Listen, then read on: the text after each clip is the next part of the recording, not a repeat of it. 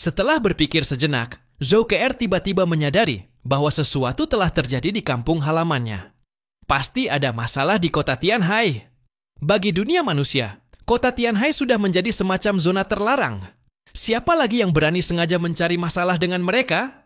Itulah sebabnya, saat Zhang Yi bergerak, ia membawa seluruh tangan kanannya yang terbaik, bahkan membawa serta benteng Tianhai.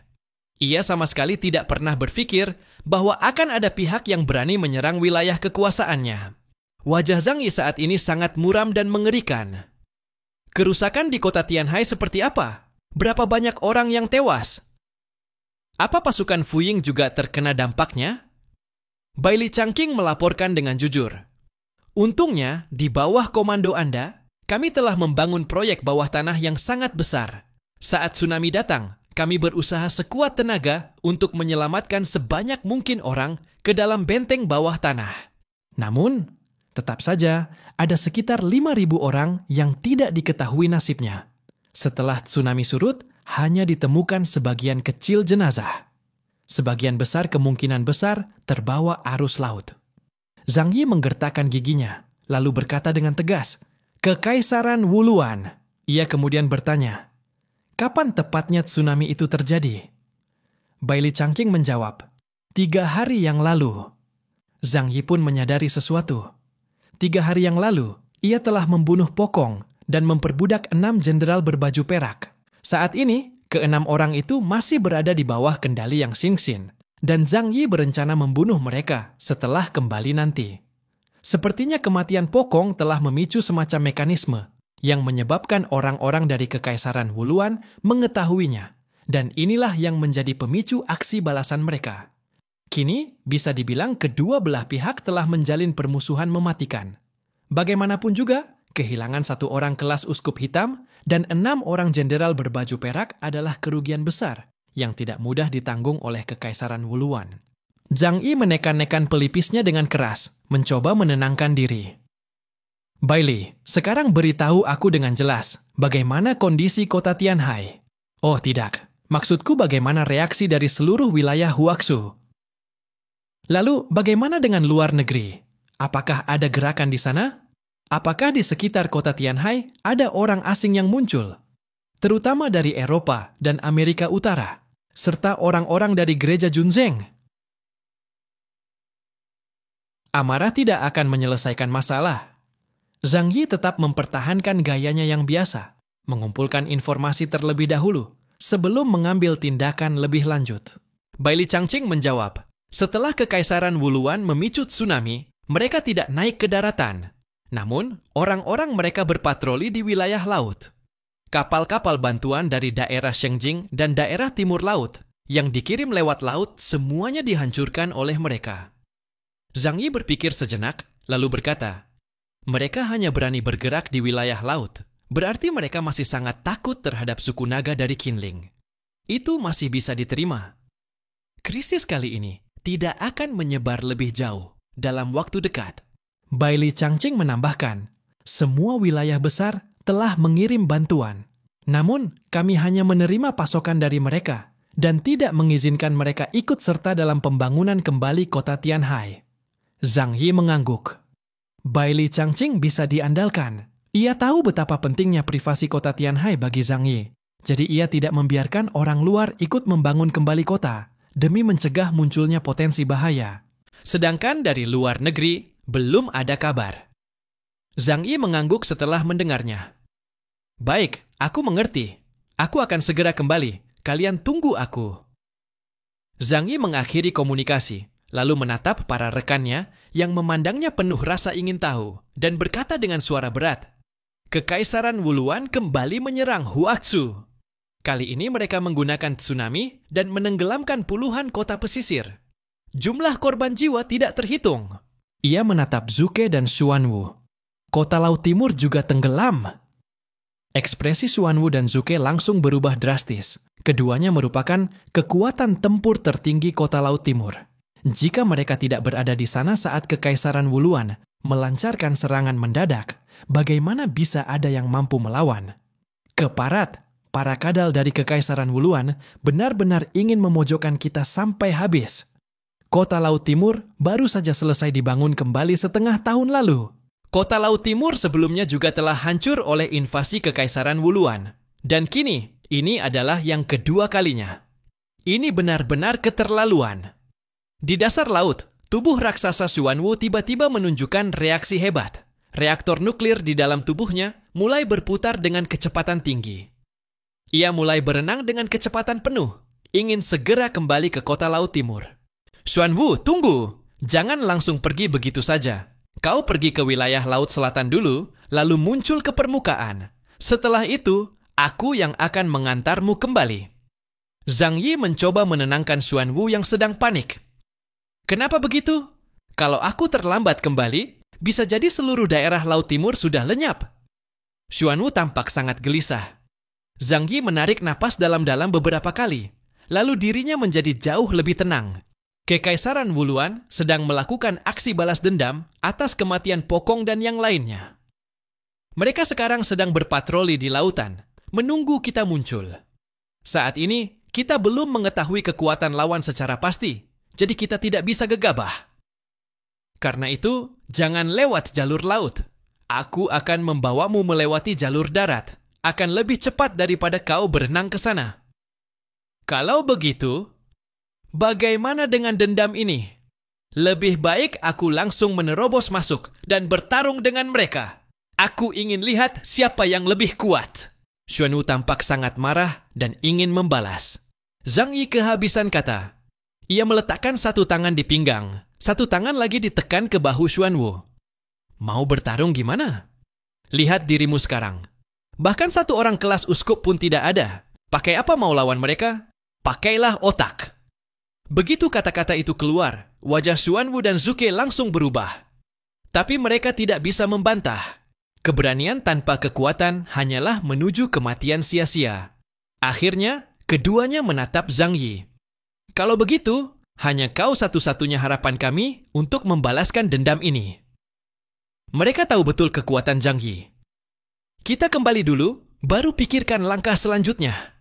Nada suara Zhang Yi tetap tenang, namun nyala api dalam matanya membara.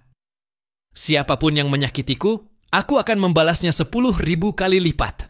Kekaisaran Wuluan, aku akan pastikan mereka membayar dengan darah. Mereka telah menyebabkan kematian 5.000 orang di daerah Laut Timur, dan puluhan kota pesisir ditenggelamkan. Maka aku akan menggunakan seluruh nyawa rakyat Kekaisaran Wuluan sebagai ganti rugi. Orang-orang yang mengenal Zhang Yi tahu, saat ini ia benar-benar marah. Zhou Ke dan Paman Yu paling mengenalnya. Jika Zhang Yi sudah berkata akan membinasakan suatu bangsa, maka dia benar-benar akan melakukannya. Siapapun yang meragukan ucapannya pasti akan menyesal. Ini adalah orang yang saat kiamat baru dimulai, seorang diri membantai 1.000 orang di satu kompleks perumahan. Kekaisaran Wuluan, kalian telah membangunkan macan tidur. Zhou Ke menggelengkan kepala. Ia telah melihat datangnya sebuah badai berdarah yang mengerikan, perang yang akan membuat sebuah bangsa lenyap dan musnah dari muka bumi. Sesuai perintah Zhang Yi, Xuanwu berenang ke arah permukaan laut. Begitu mereka muncul ke atas permukaan air, Zhang Yi menyimpan semua orang ke dalam bayangannya, lalu dengan sengaja menghindari seluruh perairan di sekitar Huaxu dan mengambil jalur memutar yang sangat jauh untuk kembali. Kebetulan mereka melintasi wilayah Timur Tengah, tempat kekuasaan Saladin. Zhang Yi mengantar Sarahlu kembali ke wilayahnya. Sebelum berpisah, ia berkata kepadanya, "Kau dulu berdiri di pihakku. Aku Hundun, tidak akan melupakan hal ini. Jika orang-orang dari gereja Junzeng berani menargetkanmu, saat itu aku pasti akan membantumu." Sarahlu tersenyum dan menggelengkan kepala. "Hundun yang mulia, keberanian dan ketangguhanmu kulihat sendiri. Aku sungguh kagum. Tapi kau juga jangan lupa, aku Sarahlu bukan orang yang mudah dihadapi. Di tanah ini, baik gereja Junzeng maupun orang-orang Nordik, kalau ingin menyentuhku, mereka pasti akan melihat darah mereka sendiri mengalir di tanah." Saat itulah Zhang Yi baru teringat bahwa sekte Tianyi juga memiliki jumlah pengikut yang sangat besar. Di wilayah ini, Sarahlu memang tidak perlu takut pada siapapun. Baiklah, aku akan pulang dulu menyelesaikan urusan keluarga. Kalau ada kesempatan, kita bertemu lagi. Setelah mengatakan itu, Zhang Yi segera bergegas kembali ke kota Tianhai tanpa membuang waktu. Dalam perjalanan, ia mulai mengirim pesan kepada para penanggung jawab dari berbagai wilayah besar untuk menanyakan keadaan mereka. Ternyata, saat Bai Li Changqing menghubungi mereka, ia telah memberitahu bahwa Zhang Yi sedang mengerjakan sesuatu yang sangat penting, sehingga meminta mereka untuk tidak mengganggunya. Kini Zhang Yi telah kembali. Mereka pun segera memberikan tanggapan. Dalam peristiwa kali ini, wilayah yang paling terdampak adalah wilayah besar Donghai dan wilayah besar Jiangnan. Wilayah lain tidak terlalu banyak mengetahui detailnya. Awalnya mereka sempat khawatir, Kekaisaran Wuluan akan kembali melancarkan perang, tapi kemudian diketahui bahwa kerusuhan hanya terjadi di wilayah pesisir, sehingga mereka pun merasa sedikit lega. Dari wilayah besar barat daya, Jueguo dan Luozuo menanyakan kepada Zhang Yi apakah ia membutuhkan bantuan logistik. Zhang Yi menolaknya. Bagaimanapun, kota Tianhai tidak pernah kekurangan sumber daya. Wilayah barat daya begitu miskin, jika mereka masih punya sesuatu, sebaiknya disimpan sendiri. Di sisi wilayah besar Shengjing, ia menghubungi Meng Yuanjun dan Xiang Daowen untuk melihat sikap mereka terlebih dahulu. Keduanya menyatakan bahwa mereka sangat mengkhawatirkan Kekaisaran Wuluan dan berpendapat bahwa perang antara kedua belah pihak sulit untuk dihindari. Apalagi sekarang wilayah Laut Tenggara diblokade, menyebabkan negara Huaxu tidak bisa berlayar ke laut. Dampaknya sangat besar. Sementara dari wilayah besar Jiangnan, pernyataan dari Zhu Zheng terdengar lebih bersifat formal.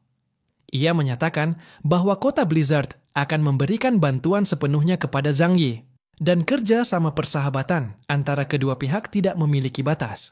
Sebagian besar hanyalah kata-kata formalitas. Bantuan dari beberapa wilayah besar pun, untuk saat ini, tidak terlalu dibutuhkan oleh Zhang Yi. Aku harus pulang dulu, cari tahu dulu kekuatan Kekaisaran Wuluan, baru kemudian putuskan langkah selanjutnya. Zhang Yi hanya menyapa singkat wilayah-wilayah besar itu, lalu segera kembali ke kota Tianhai. Saat itu, air laut telah surut. Namun dari kejauhan, ia melihat hamparan lumpur besar. Kota Tianhai tertutup putih sepenuhnya. Setelah air laut surut, suhu dingin langsung membekukan seluruh daratan menjadi bongkahan es. Tanah hitam di bawahnya pun terlihat, menciptakan pemandangan yang mati dan sunyi. Banyak bangunan ikonik. Kota Tianhai juga sudah tidak terlihat sama sekali. Mana mungkin itu masih layak disebut kota kelas dunia? Jelas hanya sebidang tanah berlumpur yang membeku. Melihat pemandangan itu, wajah para rekan menunjukkan ekspresi sedih. Rumah kita sekali lagi hancur, kata Bibi Zhou Haimei sambil memegangi dadanya. Ucapannya membuat semua orang merasa sedih. Paman Yu segera menghiburnya. Tidak apa-apa, rumah bisa kita bangun kembali. Kita tidak akan dikalahkan. Shu yang gemuk juga ikut berkata, benar, selama kita masih ada, semuanya akan membaik. Ia menggulung lengan bajunya. Tenang saja, dengan kemampuan kita, membangun kota es hanya butuh waktu sekejap. Zhang Yi menarik napas dalam beberapa kali, berusaha menenangkan dirinya agar tidak kehilangan kendali. Jangan gegabah. Ia menenangkan dirinya sendiri, lalu mengikuti koordinat dari sistem cerdas menuju lokasi awal benteng Tianhai. Untungnya, saat sampai di sana, ia melihat tanda-tanda aktivitas manusia. Itu adalah pasukan Fuying yang sedang berpatroli di sekitar. Zhang Yi tidak langsung mendarat. Ia terbang menuju tepi laut dan memandang lautan luas, menyapu pandangannya ke segala arah. Di wilayah dekat pantai, tidak ditemukan tanda-tanda musuh. Bagaimanapun, saat ini, ras Kekaisaran Wuluan belum bisa bertahan lama di dunia luar.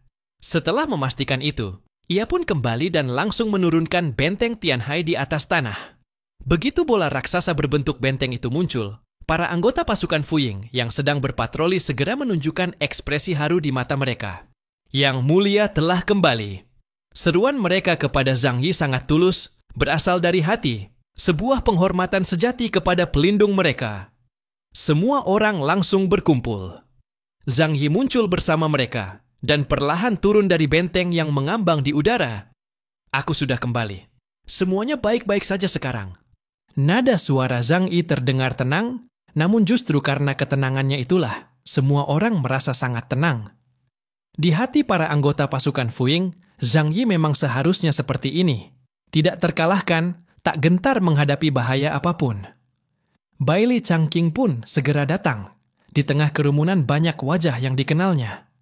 Melihat orang-orang lamanya masih selamat, hati Zhang Yi menjadi lebih tenang. Prajurit-prajurit terbaik tidak mengalami kerugian. Itu adalah keberuntungan di tengah musibah. Mereka semua menatap Zhang Yi dengan mata berkaca-kaca, penuh emosi, juga rasa tersinggung. Siapapun yang melihat rumah yang dibangun dengan susah payah hancur, pasti tidak akan bisa tetap tenang. Bai Li Changqing berdiri di depan Zhang Yi dan dengan wajah penuh rasa bersalah berkata, "Maafkan aku, Yang Mulia. Aku gagal melindungi kota Tianhai." Zhang Yi menepuk bahunya. "Kau sudah melakukan yang terbaik. Jangan menyalahkan diri sendiri. Urusan selanjutnya akan aku tangani." Saat ia pergi sebelumnya, karena khawatir akan kekuatan Mamon, ia membawa semua pasukan elit, bahkan tidak meninggalkan satu pun pasukan Epsilon. Bai Li Changqing saat itu hanya berada di puncak tingkat Delta. Bisa bertahan sejauh ini saja sudah sangat luar biasa. "Ayo, masuk ke dalam rumah. Ceritakan dengan baik apa yang telah terjadi beberapa hari ini." Zhang Yi melambaikan tangan pada mereka dan mengajak mereka masuk ke dalam benteng Tianhai. Semua orang segera mengikuti, dan begitu masuk ke dalam benteng yang pemandangannya indah dan hangat seperti musim semi, suasana hati mereka pun jadi jauh lebih baik. Bai Li Changqing berkata kepada Zhang Yi, "Saat ini semua staf berada di dalam bunker. Karena tidak tahu kapan serangan berikutnya akan terjadi, orang-orang biasa tidak diizinkan keluar. Semua bangunan juga belum bisa dibangun kembali." Zhang Yi mengangguk, "Kerja bagus." Saat mereka memasuki villa, Zhang Yi meminta Yang Xia untuk membuatkan teh bagi mereka. Saat suasana hati sedang buruk, minuman hangat bisa menenangkan hati. Terlebih lagi, kemampuan Yang Xia dalam membuat teh dapat membuat tubuh dan pikiran menjadi rileks, memulihkan energi, dan merupakan tonik yang sangat baik. Zhang Yi meminta mereka semua duduk dan mulai menceritakan kejadian-kejadian beberapa hari terakhir. Sebenarnya Zhang Yi sudah mengetahui garis besar peristiwa ini, namun mendengar langsung dari mereka tetap penting. Pertama, sebagai pemimpin kota Tianhai, ia perlu menghibur para bawahannya. Kedua, juga untuk menutupi kekurangan informasi. Sejauh ini, informasi mengenai peristiwa tsunami ini sangatlah sederhana. Kekaisaran Wuluan tidak menyembunyikan gerakannya. Mereka melancarkan serangan secara terang-terangan terhadap mereka. Ini adalah aksi balasan. Zhang Yi berkata dengan tenang, "Balasan?" Bai Li Changqing dan yang lainnya tidak terlalu memahami maksudnya. Zhang Yi tidak menjelaskan lebih lanjut karena ia tahu hal itu tidak terlalu penting bagi mereka. "Aku hanya ingin tahu bagaimana sebenarnya mereka bisa melakukannya." Zhang Yi mengangkat tangan dan sistem cerdas segera memproyeksikan sebuah peta wilayah pesisir tenggara negara Huaxu. Dari kota Laut Timur hingga Tianhai dan puluhan kota di sepanjang jalur ini, semuanya terendam oleh tsunami. Kemampuan seperti ini, bahkan orang dengan level uskup pun tidak mungkin bisa melakukannya, bukan? Puluhan kota terendam dalam satu serangan, dengan tsunami setinggi ratusan meter. Untung saja negara Huaxu memiliki wilayah yang sangat luas. Jika hal ini terjadi di negara kecil lainnya, kemungkinan besar sudah mengalami kepunahan. Kekuatan teknologi Kekaisaran Wuluan sangat luar biasa, kata Yang Xinxin. Mereka menguasai senjata yang kekuatannya tidak kalah dari dewa kematian cinta. Menurut perhitungan komputer, jika tsunami ini memang disebabkan oleh ulah manusia, maka energi yang dibutuhkan setara dengan 100 bom SAR. Aku! Lu Keran tiba-tiba mengangkat tangannya. Zhang Yi memandang ke arahnya. "Benar, Keran. Kau adalah ahli dalam bidang ini. Coba jelaskan." Lu Keran berkata, "Tsunami ini memang terlihat sangat mengerikan. Tetapi jika kita benar-benar rela mengorbankan segalanya, mengerahkan banyak senjata dan energi, maka hal seperti ini masih mungkin dilakukan. Lagi pula, ini bukan penghancuran langsung terhadap puluhan kota, melainkan hanya menenggelamkannya dengan air laut. Jadi, meskipun terlihat menakutkan di permukaan, Kekuatan yang ditunjukkan oleh Kekaisaran Wuluan tidaklah sehoror yang kita bayangkan. Pernyataan ahli ini sedikit meredakan kekhawatiran di hati semua orang. Setidaknya, mereka tahu bahwa lawan ini bukanlah musuh yang mustahil dikalahkan. Xuanwu dan Zuke berkata kepada Zhang Yi, "Hundun, kami harus segera kembali ke kota Laut Timur. Jika kau menemukan hal lain, kami harap kau segera menghubungi kami." Zhang Yi mengangguk, "Baik." Ia hanya memandangi kepergian mereka tanpa mengantar, lalu menyilangkan tangan dan duduk di sofa sambil merenung. Tidak ada yang berani mengganggu Zhang Yi. Tak lama kemudian, Zhang Yi menyuruh anggota pasukan bayangan untuk kembali ke bunker bawah tanah lebih dulu. Ekspresinya masih serius, tapi amarah membara di dalam dirinya, yang seperti letusan gunung berapi, sudah sedikit mereda. "Kakak, selanjutnya kau ingin bertindak seperti apa?" tanya Yang Xin sambil tersenyum. Zhang Yi mengangkat kepala dan menatapnya, lalu memandang ke arah para rekannya di ruangan. Semua orang sudah berkumpul. Seorang pria sejati bisa menunggu 10 tahun untuk membalas dendam. Zhang Yi berkata dengan tenang, "Seorang pria sejati harus cerdas. Kalau tidak bisa menang, maka berikan dulu ancaman, lalu balas dendam saat sudah kuat." Tapi, apakah kita akan menjadi pria sejati atau ksatria yang menuntut balas dengan cepat? Itu tergantung pada kondisi nyata yang kita hadapi. Zhang Yi menatap Yang Xin, dalam waktu 1 hari, aku ingin kau mengumpulkan dan merapikan semua informasi mengenai Kekaisaran Wuluan yang kita dapatkan dari Jenderal berzirah perak itu. Informasi yang berserakan terlalu banyak. Perlu dipilah mana yang relevan dan tidak penting.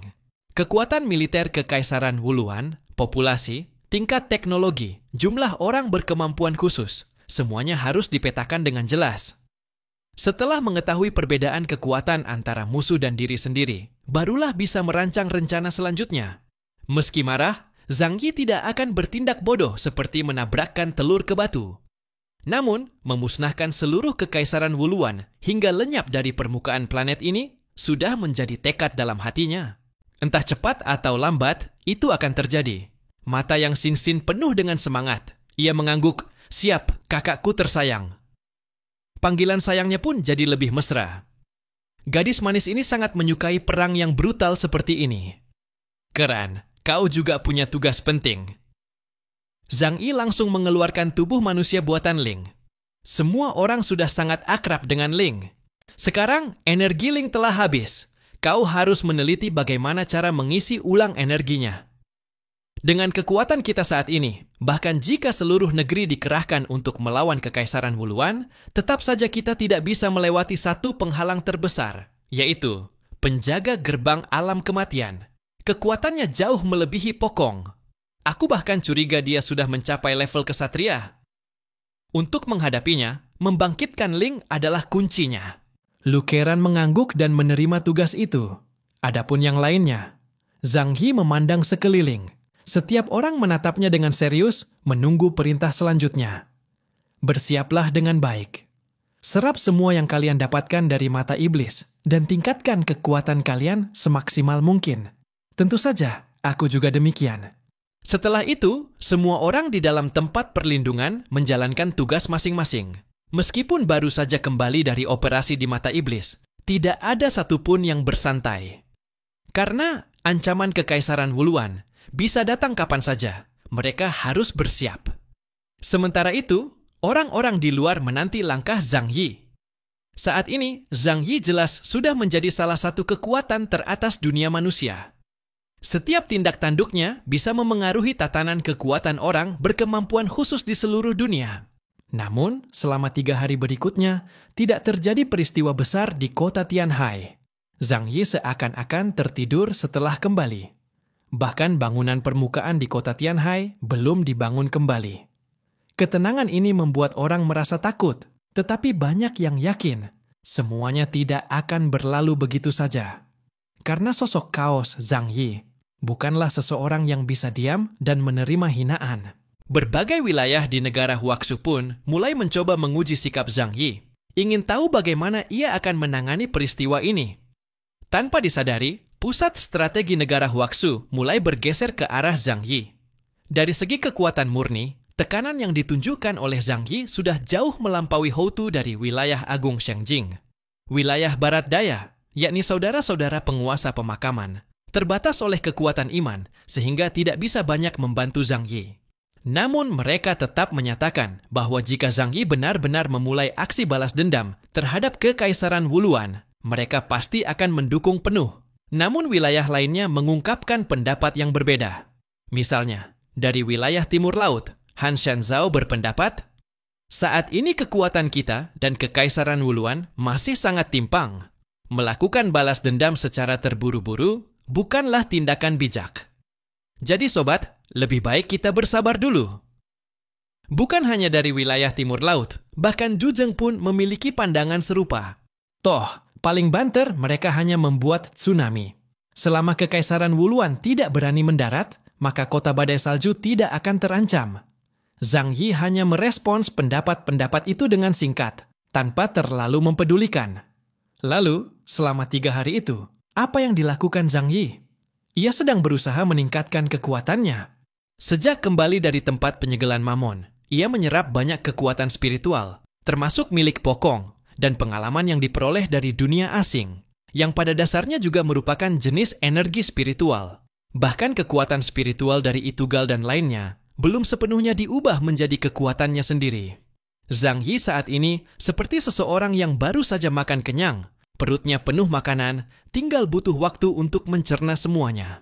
Tanpa hati bisa menghasilkan daya guna besar, tanpa niat bisa meraih keberhasilan besar.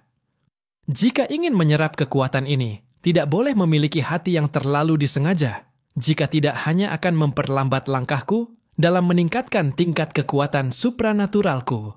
Zhang Yi membolak-balik naskah asli ilmu hati karya Wang Xiaoren, isinya kini sudah bisa ia hafalkan seluruhnya. Banyak bagian yang sebelumnya tidak ia pahami, setelah kembali dari istana Tianyu, perlahan-lahan mulai ia pahami dengan lebih dalam. Setelah mengalami pembaptisan oleh lautan esensi spiritual, Zhang Yi mengalami penyucian batin yang mendalam, membuat tingkat hidupnya menembus batas yang sebelumnya mengikatnya. Pemahamannya terhadap hakikat dunia, yang berarti tingkat kesadarannya, jauh melampaui dirinya yang dulu. Selama 3 hari, ia diam-diam merasakan tubuhnya, mencoba berkomunikasi dengan ether. Ia membiarkan dirinya berkelana dalam lautan ether, merasakan betapa cahaya-cahaya putih itu menyelimutinya dengan lembut. Seolah semua kepalsuan tercuci bersih, kembali ke asal mula. Dalam keadaan seperti itu, resonansi pun tercipta antara tubuhnya dengan esensi spiritual yang diserapnya. 3 hari kemudian, indeks kekuatan supranatural Zhang Yi melonjak dari 36.500 poin menjadi 40.000 poin. Hanya selangkah lagi menuju tingkat kultivator hitam.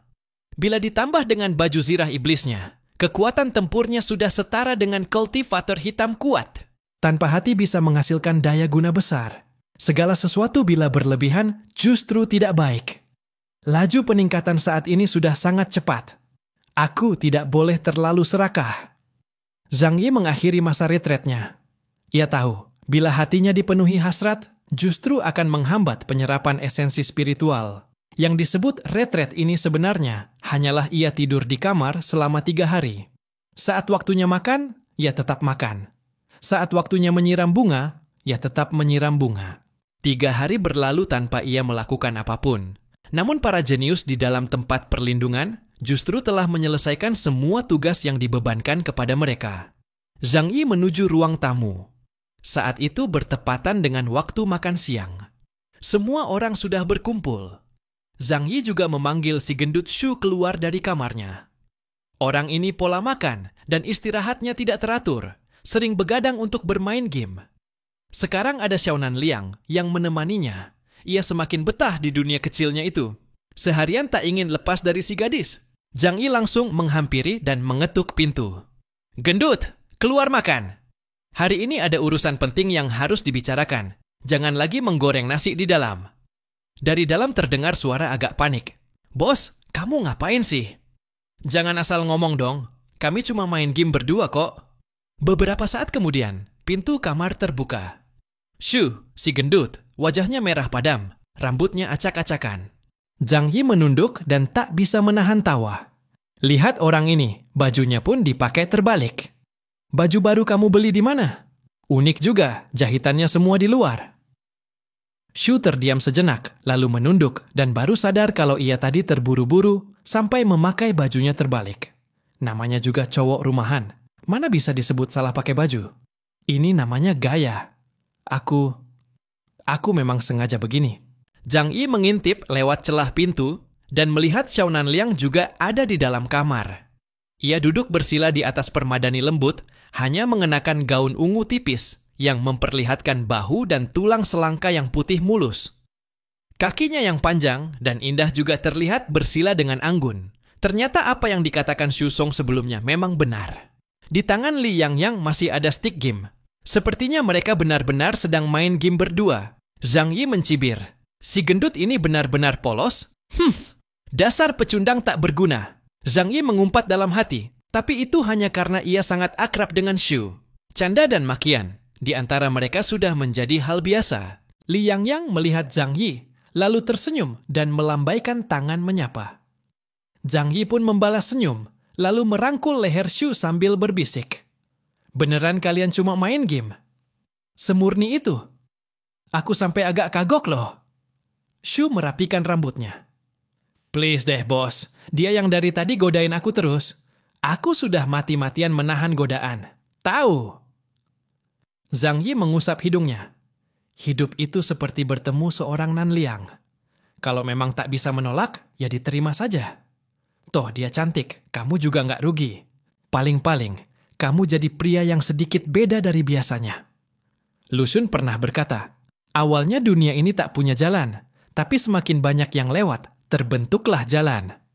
Xu membalas, enak aja kamu ngomong. Gimana kalau aku juga cariin satu buat kamu? Zhang Yi menyeringai. Hahaha, lucu. Aku ini udah punya pacar, tahu? Ia malas melanjutkan candaan itu. Ada hal penting yang harus dibicarakan dengan semua orang. Udah, cepetan makan. Kita mau bahas hal serius. Begitu mendengar kata hal serius, ekspresi Xu langsung berubah. Ia mengangguk. Oke siap. Zhang Yi mengumpulkan semua orang di ruang tamu. Semua penghuni tempat perlindungan sudah berkumpul. Ditambah beberapa tokoh penting dari benteng Tianhai, seperti Deng Shentong dan Baili Changqing. Di rumah kini tersedia meja besar. Semua orang duduk merapat dengan riang. Semua mata tertuju pada Zhang Yi, menunggu sang juru bicara utama Tianhai berbicara. Zhang Yi menerima semangkuk nasi dari Zhou Ke, lalu berkata tenang. 3 hari telah berlalu. Tugas yang kuberikan, kurasa sudah hampir rampung semua. Satu persatu, laporkan padaku. Ia melirik ke kiri pada Yang Xinxin. Xinxin, mulai dari kamu. Yang Xinxin mengangguk, lalu melapor dengan tertib. Informasi dari 6 Jenderal Zirah Perak sudah aku susun rapi. Sekarang kita sudah memahami kondisi Kekaisaran Wuluan dengan cukup baik. Pertama, luas wilayah Kekaisaran Wuluan, jika menggunakan satuan ukuran manusia, sekitar 300.000 km persegi. Tapi wilayah mereka tidak datar, melainkan 3 dimensi. Pengembangan ruang bawah tanah mereka sangat maju. 300.000 km persegi, kira-kira seluas satu provinsi di Huaxu. Lalu bagaimana dengan jumlah penduduk? Zhang Yi menyuap nasi, lalu bertanya. Jumlah penduduknya 25 juta. Di antaranya, jumlah manusia istimewa mencapai 50.000. Artinya, rata-rata dalam setiap 500 orang, ada satu yang mengalami mutasi. Hal ini mungkin terkait dengan teknologi mereka. Karena Kekaisaran Wuluan memiliki sejarah panjang tentang manusia istimewa, maka tingkat mutasi mereka wajar lebih tinggi dari kita. Dari 50.000 orang itu, lebih dari 3.000 adalah manusia tingkat delta. Mereka membentuk kekuatan inti pasukan Kekaisaran Wuluan. Ia berhenti sejenak, lalu menegaskan. Itu adalah para prajurit berzirah biru kehijauan yang sebelumnya kita hadapi. 3.000 manusia tingkat delta. Mata Baili Changqing penuh keterkejutan. Saat ini, indeks kekuatan supranaturalnya berada di angka 9.999. Sudah mencapai batas dirinya. Dan itu pun berkat hadiah dari Zhang Yi berupa esensi serangga tanah. Namun, sumber daya Kekaisaran Wuluan pasti jauh lebih banyak dari yang dikuasai Zhang Yi. 3.000 manusia tingkat Delta ini kemungkinan besar semuanya memiliki indeks kekuatan supranatural minimal 8.000 poin. Ekspresi Bai Li Changqing tampak getir. Jika perang benar-benar pecah, apakah ia hanya mampu bertarung melawan prajurit kecil mereka saja?